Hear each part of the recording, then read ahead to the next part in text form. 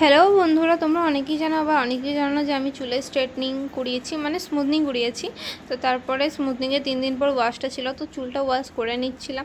তারপর পার্লারটা কোন পার্লার তোমরা একটু বলো তো দেখি। তো তারপর নাড়ুর দোকানে এসে নাড়ু কিনছিলাম, কারণ মা এবারে বানাতে পারেনি। তো তারপরে এই 3টে শ্যাম্পু, সিরাম অ্যান্ড কন্ডিশনার আমাকে দিয়েছিল। এইগুলো ইউজ করতেই হবে, নাহলে চুলের ক্ষতি, তো সবাই জানো এটা। তো তারপরে আমি আমার আয়নার সামনে কিছু রঙিন ভঙ্গি মারার পর চলে এসেছিলো আমাদের ফ্রিজের কিছু কভার অ্যান্ড ফ্রিজের পাতা। এগুলো তো এগুলো কী বলে নাম জানি না, যারা জানো আমাকে একটু কমেন্টে বলো। তো তারপরেই ফ্রিজের জন্য আমি কিছু অর্ডার করে দিয়েছিলাম, মানে ফ্রিজে রাখার জন্য আর আমাদের খাওয়ার জন্য। তো দেখো আমি কী কী অর্ডার করেছিলাম। তো অর্ডারগুলো দেখতে দেখতে তোমরা বলো পুজোতে কার কী প্ল্যানিং আছে, কোথায় কোথায় ঘুরতে যাচ্ছ, আর কি কি করছো, এগুলো সব আমাকে কমেন্টে হালকা করে লিখে যেও। আর আমার পুজোর জন্য আমি কি কি করছি কি না করছি সব তোমাদের সাথে শেয়ার করব। পুজোর কটা জামা প্যান্ট হলো সব একটু কমেন্টে বলো দেখি আমাকে।